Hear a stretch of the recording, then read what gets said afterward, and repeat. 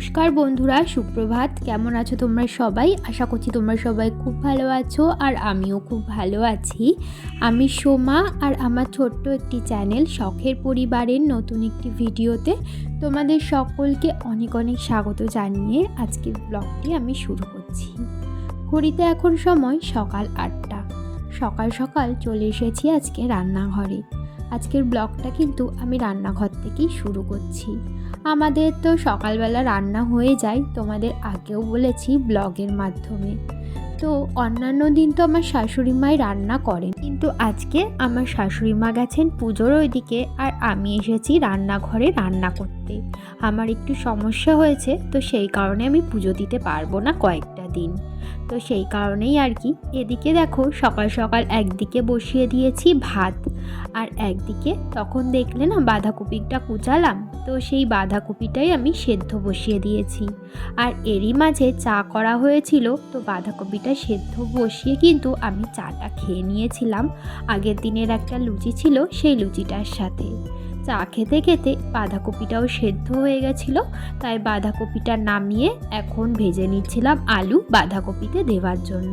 ওদিকে তো আলুটা ভাজা হচ্ছে, আর এদিকে বাঁধাকপিতে যেই আমি মশলাটা দেব সেটাই আর কি শিলনোড়ায় বেটে নিচ্ছিলাম। মানে আদা, জিরে আর একটু ধনেও বেটে নেব ভাবছি। ধনে নিরামিষ মশলায় দিলে না বেশ ভালো লাগে খেতে। আজকে কিন্তু আমি সকালে ঘুম থেকে উঠেছি 7:45 সময়। 7:45 সময় ঘুম থেকে উঠে বাসি কাজকর্ম সেরে জামা কাপড় কেচে স্নান করে তারপরেই আমি রান্নাঘরে এসেছি। আমার রোজ দিনই না জামা কাপড় কাচতে হয়, যেহেতু আমার ছেলে ছোট, আর আমি না রোজকার জামা কাপড় রোজকারই কেচে নিই। প্রায় তেল দিয়ে ফোড়ন দিয়ে দিলাম শুকনো লঙ্কা আর তেজপাতা, বাঁধাকপি বসাবো সেই জন্য। আর এদিকে দেখো ভাতও কিন্তু হয়ে গেছে, তাই ভাতটা এখন উপর দিয়ে দিচ্ছিলাম আর কি। আর ওদিকে সমস্ত কিছু রেডি করে নিয়েছি। আর এই তো এখন ফোড়নে দিয়ে দিলাম জিরে। এখন ফোড়নটা হালকা করে ভেজে আমি কিন্তু কাঁচা লঙ্কাগুলোও চিড়ে এই তেলের উপরেও দিয়ে দিচ্ছি। আর দিয়ে দেব এরপর বেটে রাখা মশলাটা, মানে আদা, জিরে আর ধনে। আজকে না বাঁধাকপিটা প্রচণ্ড পরিমাণে ঝাল হয়ে গেছিলো, তো দেখতেই তো পেলে অনেকগুলোই লঙ্কা দিয়েছিলাম। আর বাঁধাকপি তো প্রথমে মনে হয় অনেকটা, কিন্তু হয়ে গেলে একদমই কম হয়ে যায়। তো আমি না বুঝতে পারিনি একটু বেশি ঝাল হয়ে গেছিলো বাঁধাকপিটা। তো যাই হোক, আমার শ্বশুরমশাই তো ঝাল অনেকই খান, তো ওনার তো ঠিকঠাকই হয়েছে, কিন্তু আমাদের বাড়িতে অন্যান্য সবাই ঝাল একটু কমই খায়। আর আমার ছেলেকে যেহেতু খাওয়াই, তো সেই কারণে না আমি একটু তরকারিতে যখন রান্না করি তখন একটু কম ঝাল দিয়ে রান্না করারই চেষ্টা করি, যাতে ছেলেটা একটু খেতে পারে আর কি। কিন্তু আজকে বাঁধাকপিটা আমরাই তো খেতে পাচ্ছিলাম না, তাহলে আমার ছেলে কী করে খাবে? তো বাঁধাকপিটা ও আজকে খেতে পারিনি। আজকে ওই সয়াবিন দিয়েই ওকে আর খাইয়ে দিয়েছিলাম ভাত। এই দেখো, আর কিন্তু রান্না করেছিলাম আমি আজকে সয়াবিন। ওদিকে তো বাঁধাকপি হচ্ছে, আর এদিকে সয়াবিনটাও টকবক করে ফুটে উঠেছে। এটা নামানোর আগে ধনেপাতা কুচিয়ে সয়াবিনটা কিন্তু এখন আমি নামিয়ে নিচ্ছি। আজকে সকাল সকাল রান্না বান্না একদমই কমপ্লিট। যদিও আমার শাশুড়ি মা রান্না করলে এরও আগে আমাদের রান্না হয়ে যায়, মানে আমার শাশুড়ি মা যদি রান্না করেন তাহলে তো 8টার মধ্যে আমাদের রোজ দিন রান্না হয়েই যায়। আজকে আমার রান্না করতে করতে 9:30 মতো বেজে গেছিলো। 9:30টার মধ্যে আমার রান্না কমপ্লিট হয়ে গেছিলো। এই দেখো করেছি ভাত, আর এখানে রয়েছে বাঁধাকপি আলু দিয়ে। আর এখন তো শীতকাল, বাঁধাকপির মধ্যে কিন্তু মটরশুঁটিও এবার থেকে যাবে। আর মটরশুঁটি দিয়ে বাঁধাকপি খেতে কিন্তু খুব ভালো লাগে। আর এখানে রয়েছে সয়াবিন দিয়ে আলু দিয়ে তরকারি। রান্না বান্না তো কমপ্লিট, এখন আমি রান্নাঘরটা পরিষ্কার করে নেব। যদিও রান্না করতে করতে আমি অর্ধেকের বেশি রান্নাঘর পরিষ্কার করেই নিয়েছি, এখন শুধু গ্যাসটা মুছাই বাকি। এখন ভালো করে মুছে নিচ্ছি।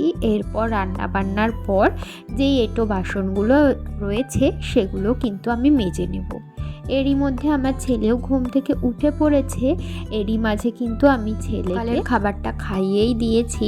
যতই হাতে কাজ থাকুক, আমি ছেলের সমস্ত কিছু টাইমলি করবার চেষ্টা করি, মানে ওর খাওয়া, স্নান দান, ঘুমানো সমস্ত কিছু আমি টাইম টু টাইম করবার চেষ্টা করি। আর ও সকালবেলা না যতক্ষণ ঘুমায় আমি ওকে সকালবেলা ডাকি না ঘুম থেকে। তার কারণ আর কয়েকটা দিন বাদেই তো ও স্কুলে যাবে, তখন তো এমনিতেই ওর সকালবেলা উঠতেই হবে। তো যে কদিন একটু ফাঁকা আছে সে কদিন একটু সকালে ঘুমিয়ে নিক। তো সেই কারণে না আমি আর ওকে ডাকি না, ও সকালবেলা অনেকক্ষণই ঘুমিয়ে থাকে, 9:30 9টা 9:30 পর্যন্ত তো ঘুমিয়েই থাকে। তো যাই হোক, এদিকে আমি নিচে এসে বিছানাটা গুছিয়ে নিলাম, যেহেতু ছেলে ঘুমাচ্ছিল এতক্ষণ তো বিছানা তুলতে পারিনি। তো তারপরে এখন দেখতে পাচ্ছ বাক্সের উপরে যেই জিনিসপাতিগুলো ছিল সমস্ত কিছু কিন্তু আমি এক এক করে নামিয়ে নিচ্ছি। কেন বলো তো, আজকে আমি বাক্সের মধ্যে থেকে বের করব মোটা কম্বলটা। এতদিন তো ওই পাতলা কম্বলটা গায়ে দিয়েছি, কিন্তু বেশ ভালোই ঠান্ডা পড়ে গেছে, এখন মোটা কম্বলটা বার না করলে হবেই না। তো আজকে এই যে মোটা কম্বলটা আমি বার করে নিচ্ছি। এই বাক্সটার মধ্যে আমাদের কাঁথা কম্বল তারপরে পুরানো জামা কাপড় সেগুলোই ঢুকানো থাকে। আর এই যে দেখতে পাচ্ছ একটা ব্যাগ আমি এখন এর ভিতরে রাখছি। এর ভিতরে না মানে ওই ব্যাগটার মধ্যে আমার ছেলের সমস্ত জামা কাপড় যেগুলো ওর গায়ে এখন হয় না, তো সেই জামা কাপড়গুলোই আমি ব্যাগের মধ্যে ভরে রেখেছিলাম। তো ভাবলাম ব্যাগটা ধরে বাক্সর মধ্যে রেখে দিই, যেহেতু বাক্সের মধ্যে দেখলাম একটু জায়গা রয়েছে, তো সেই কারণেই আর কি।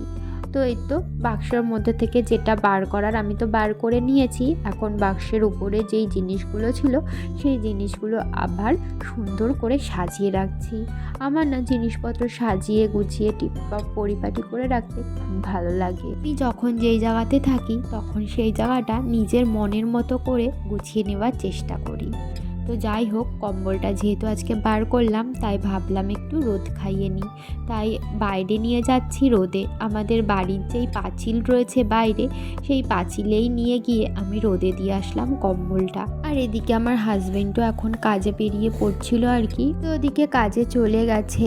আর এখন আমি চলে এসেছি ওপরে আবার রান্নাঘরের কিছু কাজ করতে। রান্নাঘর তো ওদিকে পরিষ্কার করেই নিয়েছি, কিন্তু বাসনগুলো মাজা বাকি ছিল। এখন আমি বাসনগুলো সমস্তটা এক এক করে মেজে নিচ্ছিলাম। আর তখন যেই কম্বলটা আমি রোদে দিলাম না, ওই কম্বলটা না প্রচণ্ডই মোটা আর ভারী। ওই ডবল যেই কম্বলগুলো হয় না সেই কম্বল, প্রচণ্ড পরিমাণে ভারী কম্বলটা। কিন্তু কি বলতো, কম্বলটা না প্রচণ্ড খুব ভালো গরম হয় যখন খুব শীত পড়ে, মানে জাকিয়ে শীত, ওই কম্বলটা গায়ে দিলে আর কিচ্ছু লাগে না। মাঝে মাঝে তো গরমও লেগে যায় কম্বলটা গায়ে দিলে। হাঁড়ি কড়াই ধরার ন্যাকড়াগুলো আজকে সার্ফ দিয়ে ভালো করে ধুয়ে দিয়েছি। মাঝে মাঝেই সার্ফ দিয়ে ধুয়ে দিতে হয়, নয়তো না তেল কাজটা হয়ে যায় ন্যাকড়াগুলোই, আর তেল কাজটা হয়ে গেলে একদমই ভালো লাগে না। তাই ওখানে আর কি মেলে দিচ্ছিলাম রান্নাঘরের জানলায়। আর এখন আমি একটু গরম করে নিচ্ছিলাম সর্ষের তেল, আর সর্ষের তেলের মধ্যে একটা মানে 2টো রসুন থেতো করে দিয়েছি, আর দিয়েছি লবঙ্গ দুটো থেতো করে দিয়েছি। একটু নাড়িয়ে চাড়িয়ে এই যে তেলটা নামিয়ে দিলাম। এই রসুন তেলই বলতে পারো এটাকে। এর মধ্যে অনেকে আবার জোয়ানও দেয়, কিন্তু আমি আর জোয়ান দিইনি, যেহেতু জোয়ান ঘরে ছিল না, তো সেই কারণেই ওই সর্ষের তেলটা না আমি আমার ছেলেকে মালিশ করি রোজ দিন স্নান করানোর আগে।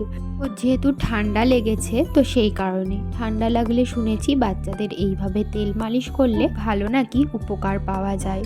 তো যাই হোক, ছেলেকে তো স্নান দান করিয়ে খাইয়ে দাইয়ে দিয়েছি, তারপরে এখন শুয়ে পড়েছি মা আর ছেলে মিলে। এখন ঘড়িতে ওই 2টো মতো বেজে গেছে, আর ছেলেকে নিয়ে শুলেই ওর রোজ দিনের বায়না, ওকে গল্প শোনাতে হবে। তাই ওকে গল্প শুনিয়ে শুনিয়ে ঘুম পাড়াচ্ছিলাম। এখন হয়ে গেছে সন্ধ্যা, ঘড়িতে এখন ওই প্রায় 6:30 মতো বাজে।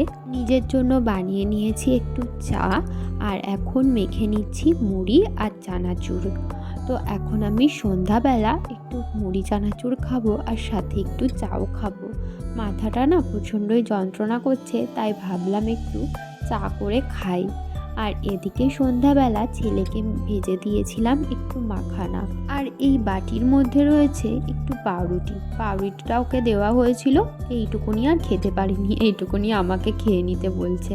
আর ও এখন মাখানা খাবে, সেটাই আমাকে বলছিল। এখন ঘড়িতে বেজে গেছে সন্ধ্যা 6টা, আর দুপুরবেলা তো ছেলেকে নিয়ে শুয়েছিলাম, সেই অত অবধিই তোমাদের সাথে ভিডিও শেয়ার করেছি, আর কোনো তোমাদের সাথে ভিডিও শেয়ার করিনি।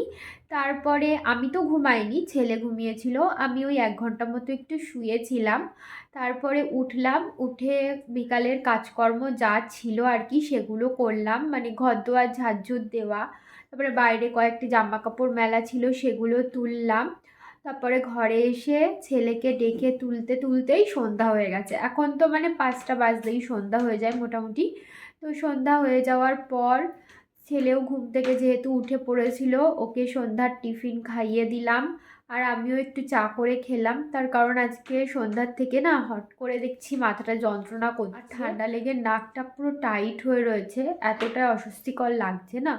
আমার না চট করে ঠান্ডা লাগে না, কিন্তু এই বছরটা দেখছি মানে শীতের শুরুতেই ঠান্ডা লেগে গেছে। আর এখন না ঠান্ডাটা চট করে কমছে না, জানি না কেন এরকমটা হচ্ছে। তো যাই হোক, আজকে প্রচণ্ড পরিমাণে অসুবিধা হচ্ছে এই সন্ধ্যার টাইমটায়। তো এই তো এখন ছেলেকে একটু বই পড়াবো, তারপর রাতের রান্না বান্নাও আছে, সমস্ত কিছুই করব। তোমাদের সাথে যতটা পারি ততটা শেয়ার করব। তোমরা ভিডিওটা দেখতে থাকো, আশা করছি ভালো লাগবে।